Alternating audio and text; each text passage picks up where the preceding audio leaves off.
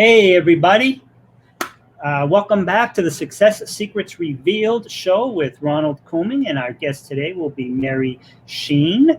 And she's a transformational public speaking trainer, coach. And we'll talk about her in a second or two. What I'd like to talk to you about now is how the show came about. As you know, I have a show called Internet Marketing and Business Solutions with Ronald Couming on WCAP 980 AM. And because of COVID, they shut the radio station down and just started running reruns. And that was okay. I had done 3.5 years on the radio show. And so there was plenty of reruns, but some of that information wasn't as timely as it could be. So I pivoted. Now I'm doing these lives. I'm stripping out the audio, sending it to the radio station. They can do these lives, put them in rotation and give people live current information, as well as people can see some great people who can help you deal with whatever the current situation is. And then also some of our guests will just help you achieve even greater success in multiple different ways. No guest pays to be on this show. No guest gets paid to be on this show. Every person comes on because they just want to give back. I don't get paid to be on this show. We do have one sponsor that covers the cost of the software and the VA to do all the promo and all that. And that's RCS Online Solutions. And that's also my company. But and that's where we help people create online presences and then get their products and services in front of people who would ideally utilize them and hire them, or at least consider them. I want to let you know that if you are on the first page for your website or your name, it doesn't mean anything. No one's searching for you by name or by your website, your company name. Because if they know you, they're picking up the phone and calling you, right? So they are searching for they're searching for a product, service, or solution. And in that search, you need to come up for the solution, the product or the service. If you're not, then you're losing the opportunity to serve many people as well as make that additional money. So if you want to get on the first page of the search engines before you even pay me, I will get you ranked. My team and we will get you ranked on the first page of the search engines so people can find you and utilize your services before you even pay us. Contact me. You have my contact information right here. So now with the good stuff, that's all the business stuff. Mary Cheyne is going to show us how you can bypass your inner critic in public speaking. Despite starting out as a shy computer programmer who hid behind her computer because she was so self-conscious, Mary went on to become the 2009 World Champion of Public Speaking, second place winner out of 25,000 plus contestants from 14 countries. Wow. She is a transformational public speaker, training coach, and has trained over 15,000 people in 30 cities around the world, including those in Australia, Europe, Asia, Canada, and the United States. She is a TEDx speaker, author of the best-selling book, Present Yourself in Public Speaking, Tell Your Inner Critic to Shut Up and the Real You to Speak Up. So get ready to transform the way you think about public speaking. And Mary's already been on the feed because I forgot to close her out. So please help me welcome Mary Cheyne. Thanks, Ron. Thank you. Like I said, normally I just have me there and then I bring you in for more dramatic pause. But it is what it is, okay? Consider it an old age moment, okay? It's a good thing that at the bottom of the screen it says everyone can see and hear you. So yes. Got it. Yeah, because sometimes people don't know. Even if I make the screen big, even if I go like and just make you there, if I'm typing or I'm making any noise here, everybody can still hear me. So that's good to know. This is a great service. It's called StreamYard. I don't make any commissions on them, but it's really a good service. And but anyhow, let's talk about you. I've known you for, like 12, 13, 11 years, whatever it's been. I think I met you in 2010 or the end of 2009, right after you had done and became second in the world. And I've been a huge fan ever since. So thank you. Yeah. And you helped me out a lot when I first moved to the area until I had a car situation, and you helped me get to and from various Toastmaster meetings, and I appreciated that. So beyond the greatness of your speaking skills, which he's going to tell us about, you're also a great person. So thank you, and look where you are now. Yeah, fantastic. Still Very proud of you. Just around the corner. For a much bigger and better place. But no, I really do. I like Bill Ricker. I'm probably going to remain here for quite a while. But for you, I wanted to talk a little more. Tell us a little bit more. I mean, you have a unique accent. That's not a Boston accent.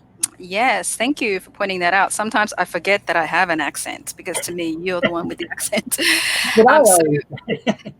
So for those viewers of yours that have never met me before, my name's Mary Cheyne. I was born in Hong Kong. And when I was 7 years old, my family moved to Sydney, Australia, where I grew up. And as a grown-up, I moved to the United States. And so now I live in Boston. And I tell you this, and thank you for setting me up for that, so that you understand why it is I look like an Asian person and I sound like an Australian. That's why. Yep.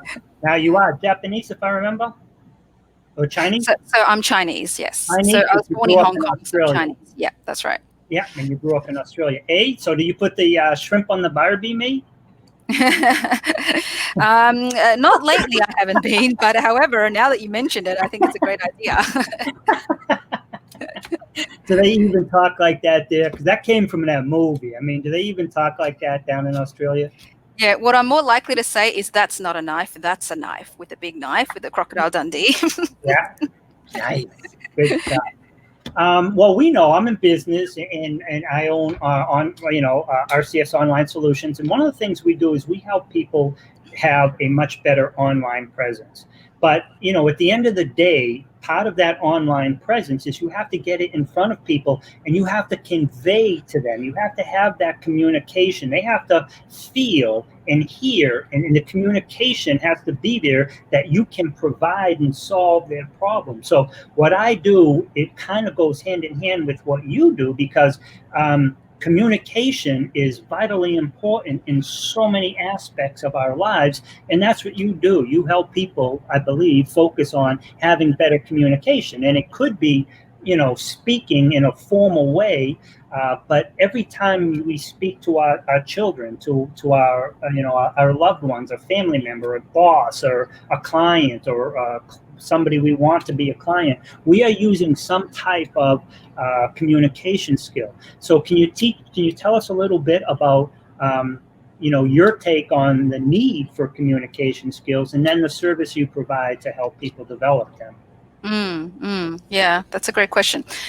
So when people come to me, they usually come to me from either business, or they want to improve their communication skills in the corporate world, just their self-confidence, right? So depending on the person that comes to me, they have various challenges. And here's what I'll share with you. Just to give you a little bit of background, I wasn't always born speaking for a living. Just to give you an understanding of where I came from the communications world, when I first started after college, when I graduated, my first job out of college, I was one of the most self-conscious speakers, and in fact so timid and so self-conscious that I'd be in a conference room, as an example, a conference room meeting with even just like 5 or 6 people, and I would barely speak up. There would be meetings that go by when I wouldn't even say a word, and not because I didn't have any ideas to contribute, but just because I was so self-conscious of what other people would think of me, and this thing that I'm going to be sharing, is it going to sound stupid? Like, just being so real with you as to where I started. And so at some point I realized that this was not going to get me anywhere in my career. And most importantly, I just didn't feel good about myself. I didn't want to have to feel bad about myself. I'd come out, it would be a common occurrence that I would come out from a meeting and I would be disappointed in myself. And I'd say to myself, why didn't I speak up? And often the thing that I was about to say but didn't, someone else would say a similar thing, and everyone's like, oh yeah, that's a great idea. So I would constantly berate myself and have this negative inner dialogue to myself after the fact, rather than just speaking up in the first place, right? So that's where I started, and I got to this place where I knew I had to work on the skill, because I knew there were two choices, right? I could even work on developing the communication skills, or I could stay the way I was and just be unhappy. So I decided to go with the route of developing the skill. So long story short, many, many years later, I have, as you know, Ron, yourself, I've been through I've learned from many, many people in how to develop my speaking skills. And when I say public speaking, I'm not just talking about, you in front of a large group of people. It could just be you in front of a few people. So learning from various people and going through various trainings and public speaking programs to develop my own communication skills, and then ultimately starting to teach it myself. And now that I've been teaching it for over a decade, looking back at my own journey, I've recognized what was missing from public speaking education in general. And what that is most public speaking communication trainings and programs of such teach you skills on the mechanics of speaking. So when I say the mechanics of speaking, I'm talking about how do you stand? How do you use your voice? Project your voice louder, eye contact. I mean, have you heard of these suggestions that have been given to you? You have to have eye contact and things like that. And that's important. I'm not saying they're not important. You need that. But what was ultimately missing that I found looking back at my own journey was nobody taught me how to deal with my own internal critic. Right. So what I mean by that, for example, right now, if we were to stop talking for just 5 seconds and I was to ask you, just notice that internal dialogue in your head, and was it saying, okay, I'll shut up now.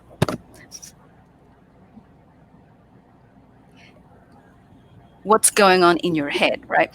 So when you start to notice and be consciously aware of the internal dialogue that's going on in your head, it's incessant and it's almost always non-stop. And it's not just me, it's not just you, it's just us, our conditioned mind as a human being. And when I started teaching public speaking, I was teaching my students and my clients the way I was taught. And what I started noticing was they were still nervous. They were like, okay, Mary, I got my speech prepared and I'm completely prepared. I feel prepared. The content's prepared. But when I'm just about to start speaking, I'm still really nervous and I'm still having this self-doubt and anxiety. How can I get over that?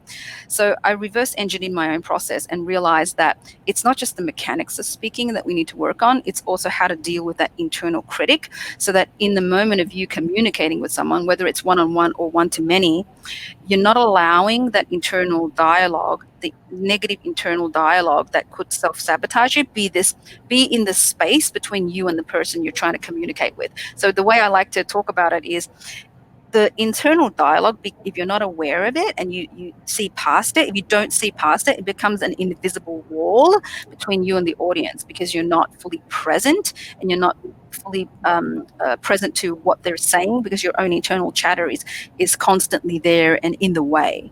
Does that make sense? Yeah, and it's deep. Yeah. Right. Yes, it's very philosophical, right? But really, yeah, it's real. I can remember. I can listen as I'm listening to you. I was literally putting myself. Okay, she's saying this when I was giving presentations, and I'm standing in front of the audience, and what's going on in my head is in fact keeping me from, earlier on, before I got a little bit better at it, from being present, from feeling them. Because a lot of times you can have what you want to say, but if your audience, if they're up looking away or people are looking at their watches, you got to pivot, you got to see what's going on. Right. Yes, absolutely. So what you just said was a perfect example of what it means to be able to adjust as you communicate with someone, because communicating is not just about saying things, right? There's the words that come out of your mouth, yes. There's also the nonverbal part of the communication. So that means it's facial expression, your gestures. There's also the presence behind, let's call it your essence, that's being communicated to the person, your awareness that's being with the person, right? So I'll give you an example. Have you ever been in a room when you're witnessing someone speak, and it could even be one-on-one, and you can tell that they're there, but physically, but mentally they're somewhere else, and you can just tell maybe they're thinking about something else, right? So that's what I call when someone is following the thoughts within their mind, and they're not therefore being present with you. So in other words, have you ever been witnessing somebody speak and they're speaking to you? It's like, for example, if they have a script, right, and they're reading it, they're saying it to you, speaking at you, but you don't feel like they're with you, Exactly. right? Yep. In the present moment, they're not with you. No, It's almost like they're so focused on they're not thinking about what I'm getting from what they're saying. They're so focused on getting across in what they've got to say. Right, exactly. So that's some of the higher level concepts. Okay, so now if we bring it to everyday life, as a business person, because I know a lot of your viewers are in business, as somebody who's in business and you're engaging people in these one-on-one conversations, or even one in a large group, which is a lot more efficient because you say it once and 50 people hear you, rather than you say it to 50 people individually, which is why I'm a huge advocate of speaking to a group of people when you are trying to communicate about what you do in your business and how you can help them, right? So it's not really about communication to get clients for the sake of getting the clients.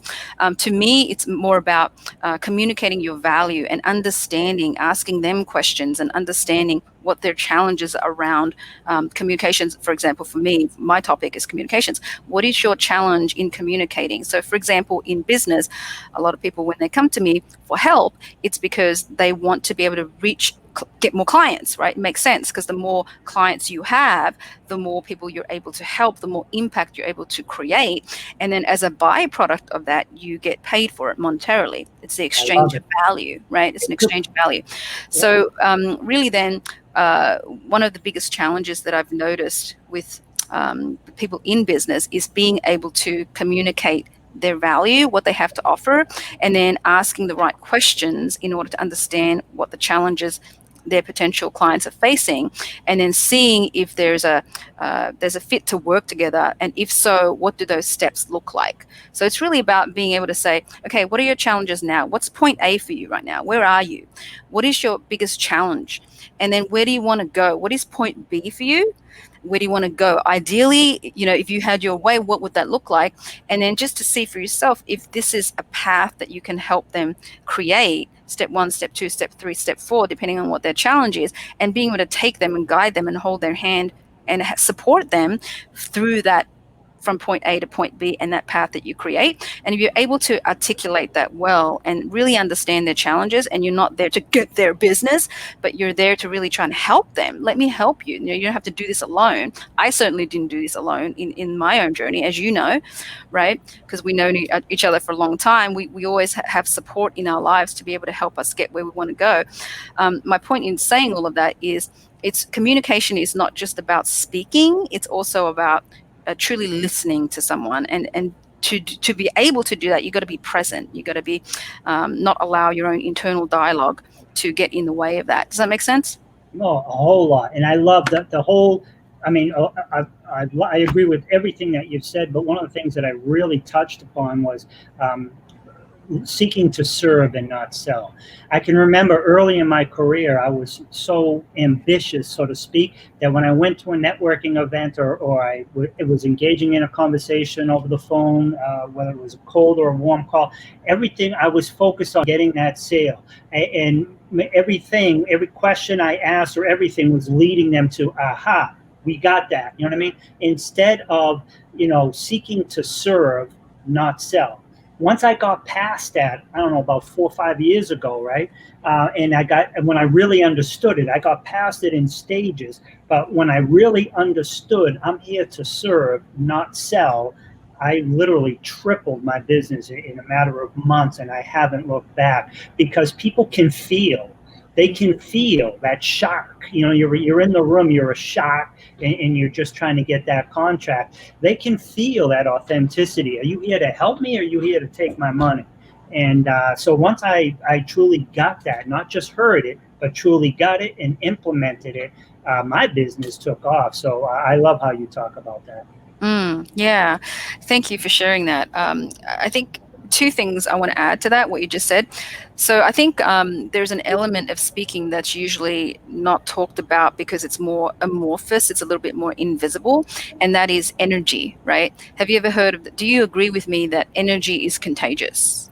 Yes. Right. Yeah. So yeah, so the to me, the quality of your own energy, bringing your own positivity, your own energy to the table is part of speaking, right? Because it's not just about the words, it's not just about the nonverbal, it's also about the heart. That's when I first got into business, that was what was missing for me. I was like, there's a lot of people, telling me about their programs, but can I feel that they actually care about me? Can I tell that do I feel that they're genuine in actually wanting me to get what I want, and they care about me as a person, not just as someone who's a client. So I think that what you're talking about there is that, right? Like seeking to The serve and not to authenticity. sell. It's Yep. about, do you actually care about me? And for me, I still have coaches because I know I have blind spots myself. I help my clients uncover their blind spots so their inner critic is no longer holding them back to get what they want. But at the same time, I know for myself, I have blind spots because as individuals, it's difficult to be objective about ourselves because we're too close to it, right? So therefore, I continue to have a coach in my life so that I can help uncover those blind spots. But that was just one of those blind spots I find a lot of the times is the feeling is what's missing. And in fact, I did a TEDx talk earlier this year before this COVID craziness happened. Thank God I just squeezed it in. I was able to speak live in front of a group of stage of people. And that was part of the topic that I spoke about is um, I feel like there's a stigma in feeling. There's a stigma in our culture that feeling is weakness.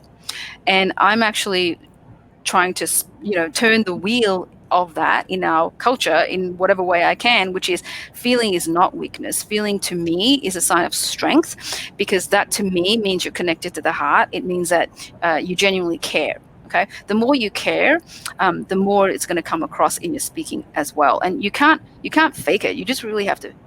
Do you care or you don't care, right? But it's a Yep. process, and it's not necessarily like it's a process, but there's also stages, right? Presence is not this thing that you suddenly one day, or at least not for me. Maybe someone out there and good for them, but for me, it's a moment to moment thing, right? Are you present right now? And when I find myself accidentally following those thoughts, like my habit as a human being does, and then when I catch myself, I can come back to present and be with you instead of being in my putting my stream of consciousness on loudspeaker, like that stream of consciousness. Doesn't mean I don't do that anymore. I still do that. But when I catch myself, I'm trying to reduce the time between catching myself shorter and shorter and shorter so I can come back to present. And that's what I help my clients do as well, because when that happens, when you can be present more often and be able to cause that for yourself, then the pressure and the anxiety, the worry,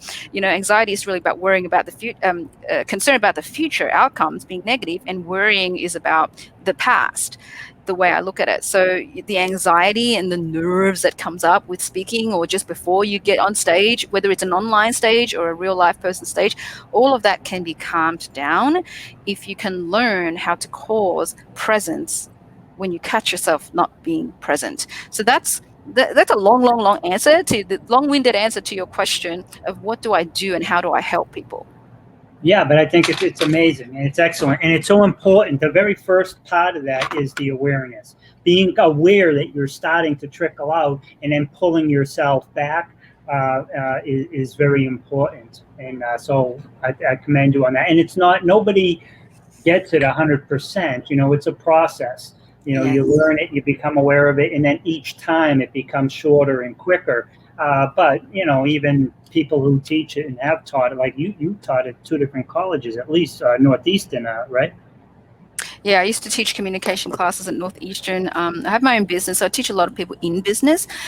However, I do want to make sure that people get the full picture of what how to communicate effectively as a whole. Okay, so I'm not saying when you're present, then that's it. There, you still need to work on the mechanics of the speaking, right? Oh yeah, that's just So, for example, when people come to me and they want to create a talk so that they can use this signature talk so they can speak to their potential clients about what they do. Okay. One of the biggest impediments that I see, or one of the biggest mistakes that people make, is that the talk, the content, is all over the place. There's lack of flow. There's impreciseness. It's not succinct, and it doesn't hit the point that people resonate with. Because communication and being able to do that and engage people effectively, it's not just about giving information, which is very linear thinking, left brain information. There needs to be facts for sure, but there also needs to be a component of engaging people in their feelings, in their emotions, right? I'm huge about engaging people emotionally. So, and it could be rearranging the content of what you say. It could be making it more succinct. It could also be saying it in a different way. It could also be saying it the same way, but in a different tone or a different delivery, right? So, for example, just yesterday, I ran a 2-day. I have this Cheyne mentorship program that I run. Cheyne stands for Speakers Hungry for Impact and Empowerment, and it's a people work with me throughout the months to become better communicators. And one specific example of a woman I'm working with right now. She's very powerful. She's an amazing story, great signature story, and she provides a lot of value for her clients. But the way she was delivering the message, there's a specific cadence. Okay, when we all speak, there's a cadence, right? Whether you have an accent or not, there's a cadence, right? So it's like if we were to take the words out of it, the tone might be da-da, da-da, da-da, da-da. Someone might be a little bit more large in their delivery. Someone's a bit more quiet, right? So for her, this specific client, her cadence was whether it was an emotionally impactful thing she was sharing or whether it's just fact, she was delivering it in exactly the same way. So what I had her do was to shift some of that delivery so that in some of those more poignant moments, to soften her tone a little bit and to really become present in that moment so that it allows what she's saying to land with the people she's speaking with, not just the words, but also the emotional impact of what she just said. Allow them space to digest. I love it. And some of that goes back to, like, you've talked a lot, so some of these points might be, a few sentences ago, but about being real, raw, and relatable. So people got to feel you. They got to feel the real. You know what I mean? They got to know that you care about them. I love that. And being real, raw, and relatable. And also, like, sometimes what I've noticed in people's signature talk, in addition to what you've just mentioned, is that they focus too much on the on like the widgets. You know what I mean? They focus too much on the technical stuff, and people can't connect to that. I know that was one of my biggest issues, was that I was, instead of what this means for you, how this will help you, and the benefit for you is, you know what I mean? Those were type of things that helped me become a better deliverer of what I had to speak on, because one of my things I had to get over was I spoke too much in like facts type stuff. And when you need this, and you need this, and you need this. But I didn't tie it in to, and what this means for you, and the benefit to you is. So I focused too much on the widget. So I was losing people there. And so. Yeah. The other thing I want to add to that too is another common impediment for people, I find, because your audience is mostly people in business, I'm going to speak to that, is not perhaps understanding but not practically doing how prolific you can be if you just spoke more often. to bigger audiences, right? Now, actually, with the whole COVID lockdown, it's a lot of things, as you've probably noticed, right? I did a lot of events and things online, in person, right? So they had to shift online very quickly. And I always feel that it's about, as you know, business, a lot of business success, it's to do with adaptation and evolve. How do you reinvent yourself? How do you evolve? How do you adapt with the times, right? It's not just being stagnant. So being online now, there's actually more opportunities for you to get in front of people without even leaving your living room, right? And so having the people are hungry to learn more, and they want to be engaged, they want to be online more. If anything, this COVID thing's taught me is to not take for granted those connections, right? The face-to-face connections, but that but it also is a need for us as human beings. It's a human need for us to have social connection. It's not a want, it's a need. We kind of like crave that. It's a psychological need, right? So engaging people and sharing with them what you have and how you can help them, speaking is a really great way to do that. And however, even if you do understand that, one of the challenges for people I've noticed is not doing it. And why? What's holding them back, right? So there are certain common, let's call them common little voices, common internal dialogue to do with your inner critic speaking, fear-based thoughts that stop you from speaking in the first place. Like, this is before you even get on the online platform or before you even get live in front of people. Yep. It stops you. Your inner critic stops you before you even have a chance to be in front of people. Right? Because it's, again, that negative dialogue. Oh, but what if I'm not good enough? But what if I'm not terrible? What are people going to think of me? Right? Judging, criticizing, over analytical. Little bit of, sometimes they call that the imposter syndrome. Should I really be up there? Am I really that good? What will they think of me? What if I mess up? You know what I mean? And there's probably 100 others. And those are things that you help people get over as well, right? Yeah. So here's yes and no. So I'm going to qualify that. I don't even know if it's possible as a human being to not have an inner critic. Okay.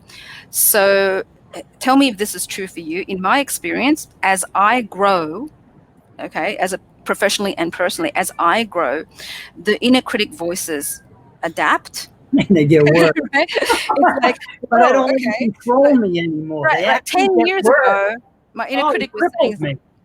Right, exactly. So it follows you. It's almost like it adapts and follows you. So, and it's not a bad thing. And that, this is what I talk about in my book. There's a reason for that, because the way I see it, there, in my experience and with working with so many people, is we have two streams. Let's call them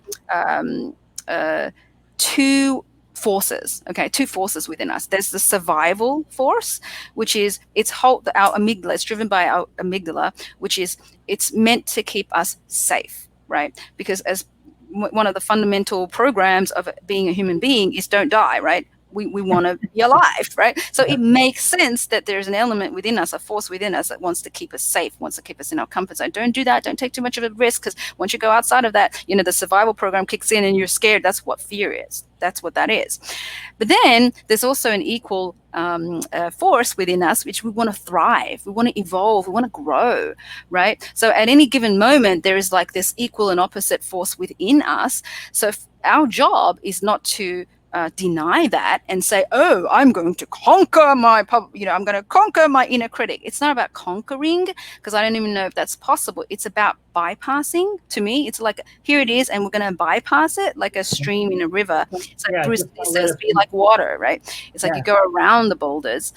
And so being able to take action despite your inner critic saying things to you, like you were saying, one example is the imposter syndrome, that being able to bypass that and not allowing that to stop you from moving forward, and not allowing that to stop you from growing in the direction that your heart knows, here comes the heart again, that your heart knows you want to go, right? Because there's like your head, overthinking head, and then your heart knows where it wants to go. So it's about switching it from the mind-driven existence to heart-centered. Hey, your heart saying to your mind, hey, here's what I want to accomplish. I know you can figure it out. You're smart. What do I need to do? You go ahead and figure it out and take those steps. I love it. And to close out that part about the inner critic and yourself, you're right. The more I go on, the more I think that critic is there. But we learn, or at least I have, how to not allow it to cripple me or control me. It's there, and I use it to empower me, not disable me.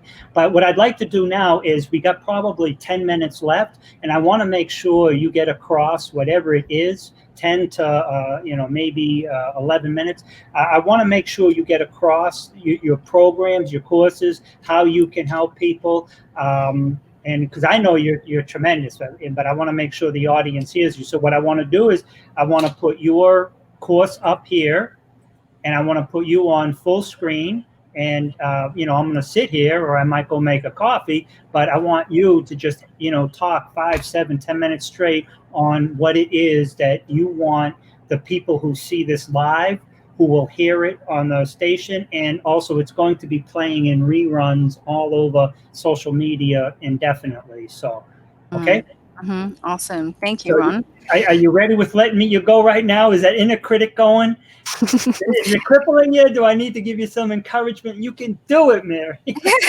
Actually, what I'm doing now is busily finding the URL so I could share it with people. Oh, and remember the other thing too. What was There that? Step, stop, reset, and control. Remember that? Continue. Continue. Wow, I can't believe you remember that. That's awesome. Actually, I can remember. That's why I am really organized it like that. So really what I do is I help people. There's a 2-day public speaking boot camp that I run, and I run these about 4 times a year. And now, it used to be all in person, but now it's online as well as in person. And that's where I would encourage people to have a conversation with me if you feel like public speaking or communications is a challenge for you and you want to have a conversation with me. I'm just going to put up my URL now. And the URL actually that's going streaming across the screen right now is a report that I put together based on my 15 years plus of experience, top 3 myths summary, which is really a download you can get. It's a 2-page PDF summary of the most common myths that I found that people have that hold them back in speaking and holding back in fully expressing themselves. So I would really encourage you to go and get that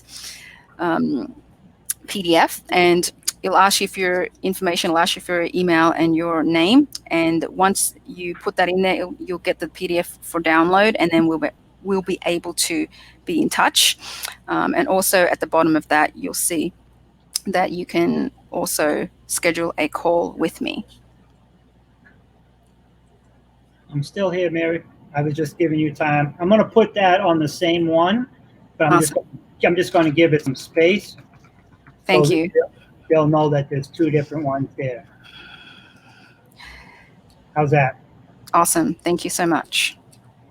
All right. And one last thing. I got time, so we don't literally have to stop at 45 minutes. But if you could also, after you get done talking about what you want people to know, could you give us 3 tips on what somebody, new to the speaking world, or just 3 tips that somebody who's either new or has some experience and want to get better, or somebody who is already speaking, like me, but knows that, I could do a lot better, you know what I mean? So, and 1 tip might cover all 3 levels. So.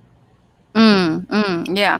So I feel, number one, I feel like a misconception that I need to address is a common misconception, and tell me if you've heard this. I've heard this a lot, which is people's number 1 fear is public speaking. And that's actually a myth. What I found is people's number 1 fear is not public speaking, it's public judgment. So it's what people are going to think of them, right? And so therefore, to be able to bypass that inner critic, that fear of judgment, I have a very simple formula that I share with the people who come to my workshops. And in my book, I talk in detail about this. If you get nothing else from this conversation, I want you to take this away, which is the formula A plus A. Okay? To bypass your inner critic, the formula A plus A. So the first A stands for awareness, which we've covered a little bit in this call.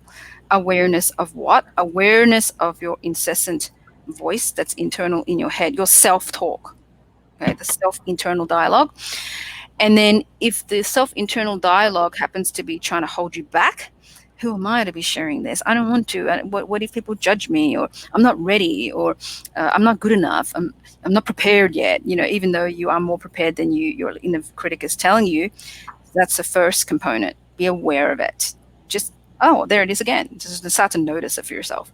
There is the internal dialogue. That's what it's saying. And the moment you notice that, it separates you from it. So it creates space. Here I am, the person who's observing those voices, and here's little voices. So it causes separation. You are not your thoughts. You are not your internal dialogue, right? So there's a space. And then the second part of the formula, the second A, once you're aware of what it's saying, you take the action. You take the action. What kind of action? The kind of actions you don't normally take. For example, creating a webinar, jumping on, saying yes to being a guest on a podcast, or creating your own podcast, or creating your own online meeting to speak to people that potentially want to hear from you, right? So whatever the voices are that's holding you back from doing what you know you want to do and need to do, that's the simplest way that I can a phrase for you to bypass that inner critic is to be aware of it and then take action. So A plus A. I'm going to leave it at that because I feel like that's simple. And the reason I summarize it in a formula is because it's simple so that you remember it, and more importantly, so that you can apply it, right? There's this common, Ron, are you still there? Yeah, of course I am. There's this common, have you ever heard of the saying, knowledge is power? Yes. Yeah. So I feel like it's not complete. I think knowledge is not necessarily power. To me, it's applied knowledge that's power. Applied knowledge. So you have to apply it. Otherwise, it's just, useless knowledge. I agree. And you also have to take action. We in the industry, we have, like, I go to a lot of seminars, I teach a lot of stuff. I go, and sometimes at 3 days, and I'll sit there and I'll listen to all the other speakers because I love to listen and learn. But there are some people who are called like seminar junkies, and they will keep going back and they will keep going. But then they get the books, or they buy these self-help tapes, or they buy whatever it is, and they put it up on a shelf, maybe on a table, whatever. But we call it shelf help because they don't ever actually apply it. They get a 300-page book, they don't get past page 80. You know what I mean? So they get a series, with 12 videos in it, and they get to number 4 and they quit. So I think it's really important that when somebody does buy a course or does buy a program or participates in one, that I think kind of like the ones you do where you're physically there and you're present with them, I think those have a far higher rate of success, and because people will actually complete them. Done with you opposed to do it yourself, I think it is much better than just do it yourself. Might be cheaper, but what you're going to get out of working with a coach or a mentor in that given space far exceeds, the $200 you might save by going it alone, Yeah, I mean, there's I was just saying this to my I have it, like I said, the Cheyne Mentorship program. I just ran a 2-day weekend this weekend, and I was saying this to them. I said, there's a lot of have you ever noticed that life doesn't come with an instruction manual? Right? And that we're all trying to figure out what we want to do, right? There's no right or wrong way. So there's a lot of different ways that you can do life, right? I personally don't want to go through life without a support system, right? I value coaches a lot, so I invest in coaches constantly. That's the mindset of an entrepreneur. That was the first mindset shift I had to create for myself when I went from an employee to a business person, was shifting from a consumer mindset, which says, how much does this cost, right? What am I going to lose when I buy this thing, versus an investor mindset is that if I invest in this program with this coach, then what's my return on investment? And that could be monetarily, or it can be qualitatively, right? So quantitative or qualitative return on investment. If your confidence increases, if you have a support to help you guide you through those difficult moments when you feel like you can't do it, and then you realize afterwards you can do it, what is that worth to you? You know, so I guess my biggest that's one of the points of wisdoms that I had to learn through life. You know, so there's a lot of ways you can do life, and you know, that's what I'm here for, is to help people through that. And the other thing that I want to mention is also to encourage people to have self-compassion, because our inner critic can be very harsh, okay?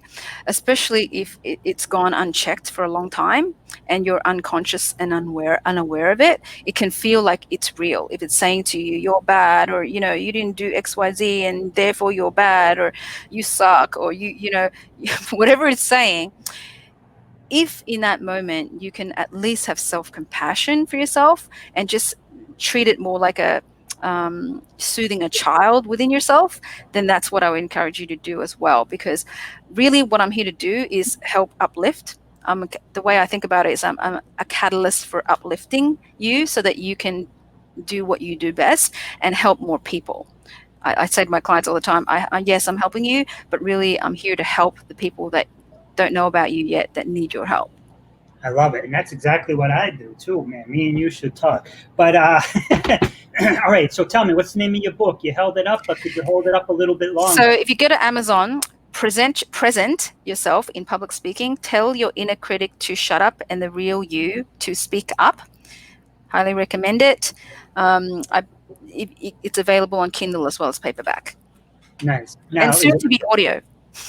Your audio is cool. I like that. But now also, if people don't realize it, they can also do like PDFs if they import it into Adobe, and they can just hit, and it will replay it for you.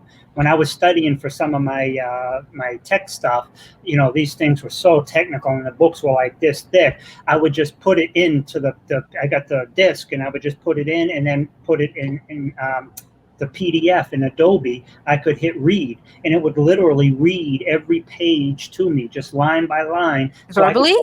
Yeah, verbally. So I didn't know that. Yeah, I could just go around and clean or make dinner or do whatever, and it just constantly played. So it took, instead of me literally sitting there and listening and taking time out and 3 hours, I literally could now just engulf myself over like a 12-hour period and still be functional. But but so good. Now, is there a second book too? That's the book that I would recommend, specifically about the topic that we spoke about. Right. If I want to leave people with one message, here's what I would say: that if you've ever noticed that you have an inner critic that's talking down to you in any way, making you feel smaller or playing smaller, and it's not allowing you to go beyond where your current level is, then just be aware of it. Just be aware of it and know that you're not the only one. It's part of being human. It's part of being human. So that the trick is to be aware of it. I love it. Yeah, I'm so glad we finally got together and then I had a chance to have you on. You were on my radio show too at one point. Yeah. Thanks for reaching out. I appreciate that. Oh man, you have so much to offer the world, man. I'm glad I have the ability to, have some people hear about you in their lives. Hopefully they'll meet you, they'll go to your courses, read your books, and then their lives will be better for it. So for me, that's one of the things I like about what I do, whether it's in my business and getting clients and, in with the people who are going to solve their problems. This show, getting people, is kind of like I'm putting people together, and I don't have the skill sets that you have or other people. But if I can get you and the people who need your stuff together, I feel that I kind of helped those other people by default because I was part of getting their solution solved. So I love the fact that I can just, bring people out together and stuff. Did you send something else that you wanted to put here? Yeah, so it just occurred to me that I also want to tell people about my TEDx talk. So my TEDx talk is on a little bit of a different topic that I usually talk about, which is the hidden power of Bruce Lee that we all have.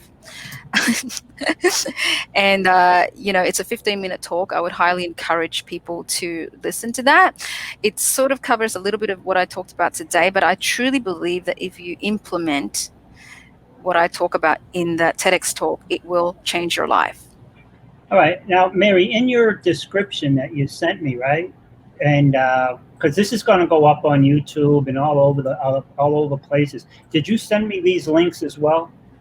So it's in the private chat. I just put it in the private chat. I did not send you those links. Okay, because could you send me them by email? Because what I'm going to do, this private chat will go down. But what I want to do is, like, when I upload this to YouTube and then I start sharing it around, I would like those links to be there so people will have access to them. Yeah, absolutely. I will certainly do that. Thank you, Ron. I want to take one moment to acknowledge you. I've known you for a very long time, and you've definitely come a long way and I really appreciate and acknowledge you for your constant hunger to learn and grow, and then to provide opportunities to others to learn from the people in your network. So thank you. I appreciate that. And if you would like another minute or two to give me accolades, please. I'm just kidding. I'm just kidding. All right, so let me see. I might be able to just take them right from here before I close it out. And just move it over here. And I should have them. As long as I can do that, then you don't even have to send them to me. Because I want to include them. Yeah, I got them. I want to include them in the, it looks like I got 2 of them. Like I said, I want to include them in the lot. Yeah, I got all 3 of them. So we're good. Yeah, thank you. So thank you for this opportunity. And, you guys listening out there, if there's anything I can help you with related to communications or your inner critic, reach out to me. I'd love to see what I can help you with. Excellent. And thank you so much, Mary. We're going to close out for now. Awesome. Thanks, guys. Thank you. Thank you.